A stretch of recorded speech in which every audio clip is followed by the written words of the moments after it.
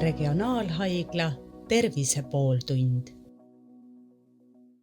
Tervist, te kuulate Regionaalhaigla Tervise pooltundi. Täna on meil külas Naha- ja Suguhaiguste Keskuse juhataja doktor Maigi Eisen. Tere!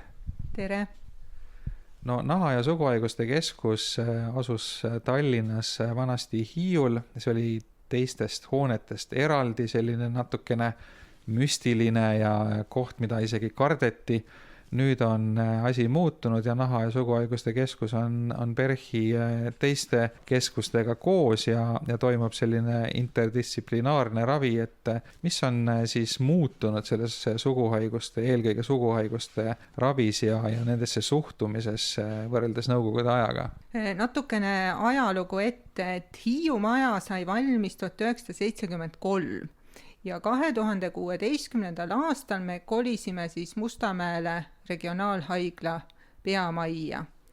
Ja kui nüüd võrrelda seda aega, siis 1973 ja 80-ndad, 90-ndad siis hospitaliseeriti ehk haiglasse pandi väga palju patsiente, kellel oli suguhaigus. Tänapäeval suguhaigustega enam kedagi haiglasse ei panda ja kõik haiged on võimalik ambulatoorselt ehk siis koduses ravis ära ravida. Et on ju süüfilise korral, näiteks me teeme 1 või 3 süsti ja inimene on terve, on haigusi, kus inimene võtab nädal aega tablette ja ta on terve või võtab ühekordsed tabletid sisse ja saab terveks, nii et kedagi enam haiglasse ei panda ja sellist asutustki enam ei ole, kus inimesi sundkorras kinni hoitakse suguhaiguste tõttu. No selles valdkonnas on ka hästi palju teavitustööd tehtud ja erinevaid kaitsevahendeid propageeritud, et kuidas numbrid näitavad, et kas tegelikult suguhaiguste esinemissagedus on ka nüüd vähenemas võrreldes jällegi siis selle 20 aasta taguse ajaga?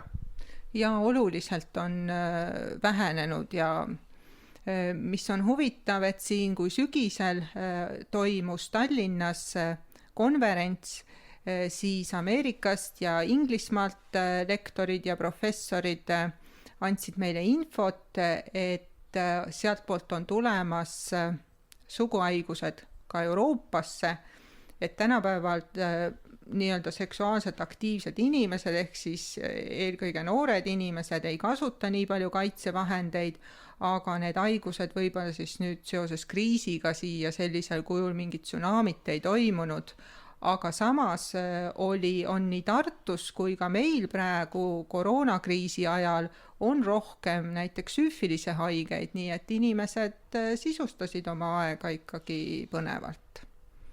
Mis need kõige levinumad suguhaigused hetkel on? On süüfilist esineb, on gonorea ja klamüüdia ja mükoplasma. Need ongi. Trihomoonast on küll tõesti paar tükki meie keskuses aastas. Aga osad nendest haigustest on sellised, mis ei annagi erilisi sümptome, et kui suur tõenäosus nüüd see on, et keegi inimene, kellel ei ole mitte mingeid sümptomeid, aga kes võib-olla on millalgi nii-öelda libastunud ja kahtlustab, et tal võiks olla mingi risk, et kui suur see tõenäosus on, et tal on mingi suguhaigus, kuigi tal mingeid tuntavaid sümptomeid ei ole? Protsenti ma ei oska öelda, aga oma tervisest ja oma seksuaalkäitumist teadev inimene ikkagi pärast selliseid kontakte käib ja kontrollib ennast üle. Neid võimalusi on ikkagi üsna palju ja nad on ikkagi kättesaadavad. Aga see on kõik anonüümne, et jällegi erinevalt nõukogude ajast, kus teatata vist isegi töökohta või oli selline ühiskondlik häbiposti panek, et nüüd on andmekaitseseaduseid erinevaid hästi palju ja inimesed on selles osas kaitstud, aga suguhaiguste puhul on ju sarnane olukord nagu koroonaviirusegagi, et tegelikult koroona puhul ju ka erinevad riigid on proovinud seda nakatumist jälitada niimoodi, et uuritakse inimeste kontakte, et kas suguhaiguste puhul ka sellist lähenemist on proovitud, et üritatakse nagu inimesega haigega kokku puutunud inimesi kuidagi välja otsida ja siis neid testida või ravida? Ja nõukogude ajal küsiti kõik partnerid, inimene oli kohustatud kõik oma partneri nimed andma ja siis nendele inimestele läks politsei koju ja tõi nad testima ja nii edasi. Et tänapäeval sellist asja ei ole ikkagi, et kui inimene tuleb, ta leiab haigus, leitakse tal haigus, siis on ju ka viisakas, kui sa oma partnereid teavitad, et vot selline haigus on leitud. Aga alati ei ole inimestel ka kontakte, selle partneriga on ka ühe öö suhted ja nii edasi, et siis võib-olla jäävad need teavitustööd tegemata. Kui suguhaiguste diagnoosimine on nii lihtne ja ravi on nii lihtne, te ütlesite, et mõnel juhul piisab isegi ühest või paarist süstist või lühikesest tabletikuurist, siis ei tundu see asi üldse väga tõsine olevat, aga kas siin on mingisugune nagu tõsisem probleem ka, et mis võib juhtuda siis, kui korralikku ravi ei saa või iseenesest nagu seda juttu kuulates tundub, et ei ole midagi hullu, et nii lihtsasti ravitav asi ja pole üldse mõtet muretseda. Et eelkõige on ikkagi ju tegemist rahva tervise probleemiga ja kui need suguhaigused jäävad ravimata, siis siinkohal järgneb sellele jällegi viljatus, et meid on vähe ja me peame selle eest hea seisma, et eestlasi ikkagi juurde sünnib. Aga muid selliseid probleeme, viljatus on ka iseenesest raske tagajärg, aga mingid suuremaid tervisehädasid, mis võivad tekkida siis, kui korralikult välja ei ravi neid haiguseid? Kroonilised põletikud tekivad kusesuguteedes siis selle tagajärjel, jah. Kas mõni suguhaigus on ka selline, mis nii-öelda ise üle läheb, et ei olegi vaja ravida, aga inimene saab lihtsalt terveks põeb nii-öelda läbi? Ei, selliseid haigusi ei ole. Et igal juhul on kindlasti vaja ravida, jah. Tänapäeval on siis eelkõige suguhaiguste, aga ka nahahaiguste ravi muutunud võrreldes nõukogudeaegse ajaga ja nüüd hiljuti regionaalhaigla tuli välja ühe päris uudse projektiga ja see on siis koostöös perearstidega e-konsultatsiooni võimalus, mis tähendab seda, et patsient, kes läheb perearsti juurde, kes ei ole siis nahahaigustele spetsialiseerunud arst, siis perearst saab teha problemaatilisest kohast pildi ja saata selle siis teie spetsialistidele, kes annavad sellele hinnangu, et kas ma sain sellest süsteemist õigesti aru, kuidas see toimib täpsemalt? Jah, nii on, et kui on naha või suguhaigusega probleem ja patsient pöördub eelkõige perearsti poole ja perearst näeb, et siin oleks vaja spetsialisti abi, siis ta saab teha e-konsultatsiooni. Ja kuidas see praktikas välja näeb siis, et oletame, et nüüd patsient läheb oma perearsti juurde, mis siis edasi juhtub seal? Kõigepealt siis ta räägib, mis temal mureks on, näitab oma naha ette ja meie vajame kindlasti fotot ehk siis pilti sellest tema nahahaigusest.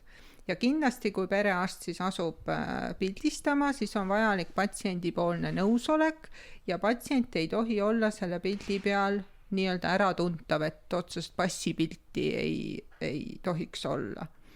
Ja siis ta laeb selle pildi üles pildipanka ja vormistab e-konsultatsiooni. Ja siis saame meie juba selle siin regionaalhaiglas kätte, see on meie jaoks tehtud ääretult mugavaks ja väga kerge on seda e-konsultatsiooni siin vaadata ja vastata. Nii et see on loodud väga hea võimalus nahaarstide ja perearstide vaheliseks suhtluseks ja kindlasti aitab see kaasa ka, et õiged patsiendid saavad õigel ajal siis arsti juurde. Kas see eeldab nüüd perearsti poolt ka spetsiaalset kaamerat või spetsiaalset tehnikat, et ilmselt päris tavalise telefoniga ikkagi sellist korralikku pilti näiteks sünnimärgist teha ei saa? No siinkohal ma võtan lahti kohe selle õpetuse, et pildipanga portaal ei piira tehnoloogiaid, mida siis perearst võib kasutada. Oluline on, et see pilt oleks kvaliteetne, võib kasutada fotoaparaati, telefonikaamerat või digitaalset dermatoskoopi. Et see ei ole perearstile piiratud. Oluline on see, et kuidas ta neid konfidentsiaalseid isikuandmeid hoiab. Et nüüd pildipangas üles laetuna on nad turvalises keskkonnas, seal nad on koos nimega ja meie siis siin regionaalhaiglas näeme neid andmeid. Aga ma saan aru, et siis eraldi tehnikat soetada pole vaja, et perearst saab oma tavalise telefoni või kaameraga selle pildi teha, aga kuidas siis ikkagi garanteerida seda, et me kõik oleme näinud uuduseid pilte, et kuidas garanteerida seda, et see pilt oleks ikkagi piisavalt kvaliteetne, et selle põhjal mingit diagnoosi oleks võimalik panna? No tänapäeva telefonid teevad ju nutitelefonid kõik ikkagi kvaliteetseid pilte ja siis peab see pildistaja tagama selle, et see foto oleks kvaliteetne, sest kui ta on ikkagi udune, siis on meil õigus see konsultatsioon tagasi saata. Kui suur on seal see risk nüüd, et see pilt ikkagi ei anna piisavalt infot, et nii-öelda magatakse maha mõni sellisem tõsisem juhtum, et see pilt ei tundu piisavalt problemaatiline, aga tegelikult siiski haigus on juba olemas, et kui suur see risk on? Et võib-olla siinkohal on eelkõige, mida siis võib maha magada, ongi need nahakasvajad, melanoom, aga meie õpetuses siin e-konsultatsiooni nõuded perearstidele ongi välja toodud, et kõik ikkagi, mida on vaja dermatoskoobiga ehk siis suurendusega vaadata, need asjad ei kuulu e-konsultatsiooni pädevusse. Jah, et me ei saa anda hinnangut, kui kaugelt on võetud üks sünnimärk, siis me ei näe tema mustrit, tema struktuuri ja need ei kuulu siis sellele hindamisele. Et pigem on siis teised nahahaigused siin teemaks, mitte melanoomi diagnoosimine? Ja, nahahaigused ja vajadusel ka siis suguhaigused, kui analüüsid on tehtud, et ravi ordineerida. Kas kõik perearstid saavad selle süsteemiga liituda või mida see nõuab perearstidelt? Perearstidelt nõuab see siis vastavalt süsteemi. See peab olema perearsti infosüsteemist, on võimalik siis neid pilte lisada. Et mina isiklikult ei ole näinud seda perearstide vaadet, mina olen näinud ainult seda regionaalhaigla vaadet, mida meie kasutame. Aga meile on tulnud juba näiteks, eile oli esmaspäev, mul oli juba hommikul 3 e-konsultatsiooni perearstide poolt, nii et üsna juba aktiivselt toimetavad. Mida see annab, et ma saan aru, et kokkuvõttes see aeg, mis ühe patsiendi peale kulub, läheb oluliselt lühemaks, et te saate tegelikult siin kas või, ma ei tea, endale sobival ajahetkel neid pilte vaadata ja tegelikult ühe päeva jooksul on võimalik tunduvalt suurem hulk juhtumeid üle vaadata, kui siis võrreldes selle olukorraga, kus kõik tuleks siia ise kohale ja ootaks järjekorras ja nii edasi. Ja mina arvan, et perekondadele on see oluline ajavõit, et nendest 3 konsultatsioonist 2 olid eakamad inimesed, sa ei pea selle inimesega võtma töölt ennast vabaks, sa tuled temaga siia ja arst vaatab siis maksimaalselt 5 minutit seda naha moodustist ja et see on oluline aja kokkuhoid kõigile. Kas inimesed otse ka võiks oma pilte saata, et järgmine samm võib olla ju see, et kui kõigil on taskus kvaliteetse kaameraga telefon ja näevad midagi kahtlast, et nad teevad ise pildi ja saadavad, et kas see ei oleks lahendus? Inimesed ise ei saa pildipanka pilte üles laadida, jah. Ja kindlasti tekiks siinkohal siis arstide puudus, kes neid kõiki vaatama hakkavad. Jah, see on tegelikult järgmine teema, et me ühes teises episoodis rääkisime sellest, et nii palju on Eestis inimesi, kes on lapsepõlves päikese käes põletada saanud ja sellest võib tulevikus tekkida erinevaid nahahaiguseid, et tegelikult see hulk inimesi, kes võib-olla vajaks regulaarset kontrolli, on päris suur ja nahaarstide arv on ju piiratud, et mis võimalused siin veel on peale selle e-konsultatsiooni, et kuidas ikkagi saavutada olukord, et võimalikult palju problemaatilisi haigeid üle vaadata? no üks asi on see, et see inimene ikkagi ise jälgib, mis tema naha peal toimub, tema lähedased vaatavad, loomulikult ei tohi siin paranoiliseks muutuda ja kogu aeg kahtlustada midagi pahaloomulist. Ja kes kuuluvad siis riskigruppi, kes on enne 18. eluaastat ära põlenud, kes on heleda nahaga, kes teevad päikesereise, kes üle 50 sünnimärgi, ütlesin juba, et nad käivad ja suguvõsas melanoom, et nad käivad siis korra aastas ennast näitamas, ega suur osa inimesi tegelikult ei vaja seda pidevat kontrolli. Näiteks Saksamaal haigekassa tasustab seda üle keha sünnimärkide kontrolli ka 2 aasta tagant, et ei ole nii, et ma käin iga aasta.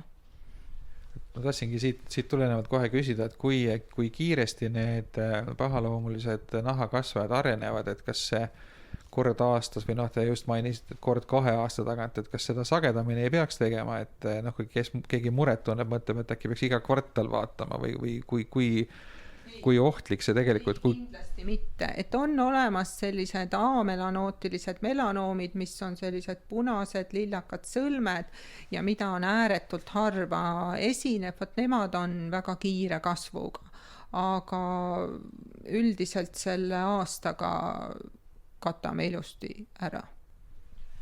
Nüüd tulles tagasi selle e-konsultatsiooni juurde, mis siis melanoomidega tegelikult ei tegele, et kui nüüd perearstidel oleks need dermatoskoobid, et kas siis sellisel juhul oleks võimalik ka melanoomi diagnoose panna niimoodi distantsilt? Perearstidel on võimalus ja nad võivad seda koodi, dermatoskoopia koodi kasutada, aga selleks on vaja siis ettevalmistust, et sa oskad hinnata neid nahamoodustisi, neid pigmenteeritud uudismoodustusi ja sünnimärke, et selleks on koolitust vaja.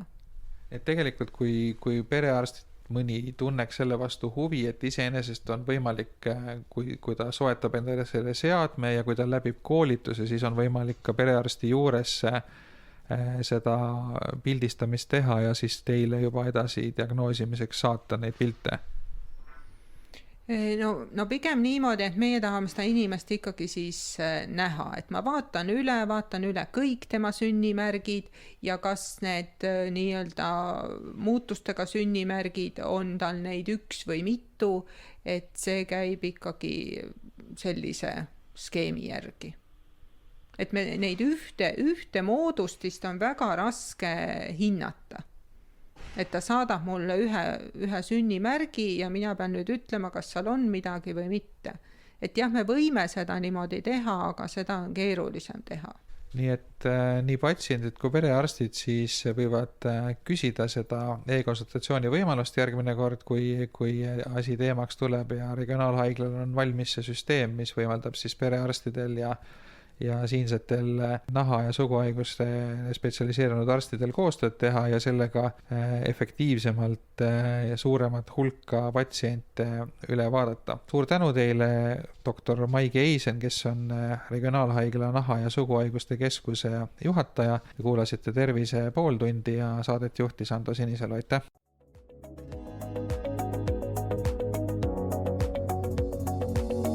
Regionaalhaigla Tervise pooltund.